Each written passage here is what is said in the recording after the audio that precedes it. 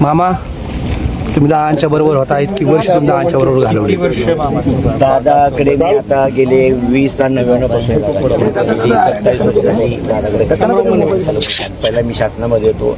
शासनामधून 13 मध्ये निवृत्त झालो आणि निवृत्त झाल्यानंतरही दादाकडे आता जवळ 12-13 वर्ष मी खाजगी काम त्यांच्याकडे काम करत आहे. खरं तर दादांची दादा इकडे पुढे बघा. तुम्ही या ठिकाणी पाहिजे काय नेमकी आठवणी काय दादा कितीतरी आठवणी अशा आहेत की न सांगण्यासारख्या की त्यांनी समजा त्यांचा तो वक्तशीरपणा, स्वच्छता म्हणा, कामाचा टाईम. दादा जर समजे म्हणले म्हणवे तू सकाळी 6ला तयार राहा तर आम्ही 5:30ला तयार राहायचो.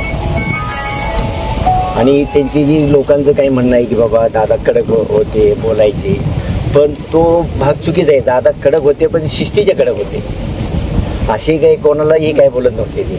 आणि एखादा कुणी जाऊ द्या, सामान्य माणूस छोटा मोठा कुणी असलं तरी ते त्यांना मदत करायचे. माझं तर काही विषय नाही. मंगळवारी शेवटची कॅबिनेट झाली त्यावेळेस तुम्ही सोबत होते दादाच्या. काय रात्रीपर्यंत? हो, रात्रीपर्यंत मीटिंगच चालू होतं. मीटिंग संपल्यानंतर ते आम्हाला ठरलं की बाय रोड पुण्याला जायचं आणि पुण्यात मग करून दुसऱ्या सकाळी ह्याला जायचं, बारामतीला जायचं. बारामती सकाळी 10 वाजता निराव ऑगस्टला दादांची सभा होती. अशा 2-4 सभा ठरल्या होत्या. कशामुळे उशीर झाला? काय झालं? उशीर काही झालेला नाही. दादांनी ठरवलंच की आता म्हणजे आम्ही बऱ्यापैकी 99% आम्ही बाय रोड जायचं होतं. बरं. आमचा शंकर मुलगा आधी बॅगा तयारी ठरल्या होत्या की आपण बाबा बाय रोड जाऊया.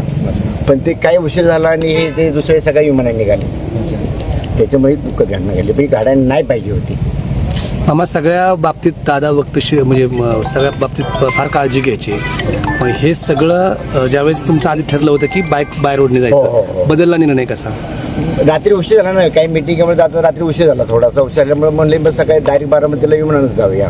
जातो मग म्हणले तू उद्या बाय रोड पुण्याला आहे. मग मी बारामतीनं पुण्याला येईन. मग मी मामा सगळ्या तुमच्या म्हणजे जे सगळे SP असतील, तुम्ही असाल, सगळे इतकी वर्ष तुम्ही दादाच्या सहवासात होता, काय भावना जाता?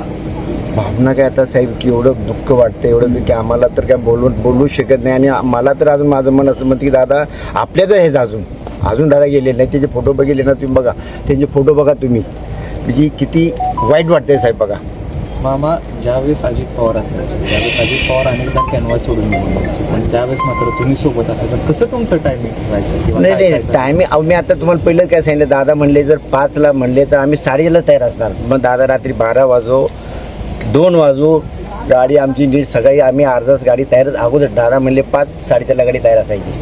अनेकदा अजित पवारांचं मनवे मामांचं आय टू आय कॉन्टॅक्ट होऊन कळायचं मनवे मामांना, असं आम्ही ऐकलंय की इकडे जायचंय. मग ते कसं नेमकं त्याबद्दल? नाही आता ती तेव्हाची परिस्थिती असायची. समजा काय कुठं जायचं असेल तर तेव्हा ते सांगायचं मलाही असं काही अगोदर सांगायचे नाही. पण बाबा चल इकडे म्हणजे काय जायचं तिकडं. पण बरं का दादांनी माझ्यावरती आमच्या मनवे कुटुंबावरती फार प्रेम केलेलं आहे. आणि मी पहिला शासकीय सेवेत होतो. त्यातून मी 2013 मध्ये रिटायर झालो. त्यानंतर आता 12 वर्ष त्यांच्याकडे खाजगी म्हणून काम केलेलं आहे. त्यावेळी शासनामध्ये होतो. मामा मनवेमामांचं कुटुंब कुठलं? मी सातारचा तालुका जिल्हा सातारा, मुक्काम मनवेवाडी. मग हे दादांची नोकरी सुटल्यानंतर कसं तुमचं हे झालं? नोकरी माझी सुटलीच नाही ना. संपल्यानंतर काय झालं, जेव्हा निवृत्त झालो ना तेव्हा दादा मला म्हणले अरे मनवे तू कुठं जायचं काही विषय नाही म्हणले. तू बाबा असं माझ्याकडे काम करायचं. आणि ती काही विषय झाला नाही. तो कुठल्या विभागात होते? मी शासकीय परिवहन सेवा वरळी मुंबईला. दादा नॉट रिचेबल आल्यानंतर तुमच्यासाठी नाही तसं काय नाही. आता तो भाव वेगळा आहे. तो कसं जेव्हा आम्ही त्याच्यासाठी असायचो विषय तो नव्हता. आणि झाले का अजून काय आठवण आहे का? नाही आठवण म्हणजे हे वक्तशीरपणाची आठवण आहे. स्वच्छता म्हणा आणि कुठल्याही तुमचे मीडियावाले सुद्धा असायचे तिथे. आमच्या देवगिरी बंगला असू द्या, प्रेमकोट असू द्या किंवा सहयोग असू द्या.